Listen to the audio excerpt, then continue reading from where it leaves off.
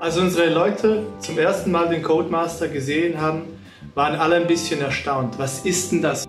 Aber heute muss ich sagen, nach etwa 8 Monaten im Einsatz, können wir uns ein Leben ohne den Codemaster nicht mehr vorstellen. Was schätzen denn unsere Leute daran?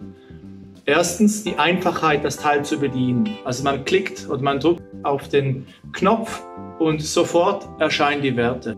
Punkt 2, gerade nach dem Auftragen des Pulvers kann schon ermittelt werden, wie viel Pulver aufgetragen wurde. Es muss nicht mehr gewartet werden, bis das Pulver eingebrannt ist, sondern sofort sehen wir, haben wir zu viel oder zu wenig aufgetragen. Und Punkt 3, ein großer Vorteil ist das Tracking über das Web. Also das heißt, wir sehen sofort, wie viele Messungen haben wir gemacht, zu welcher Tageszeit, zu welcher Wochenzeit.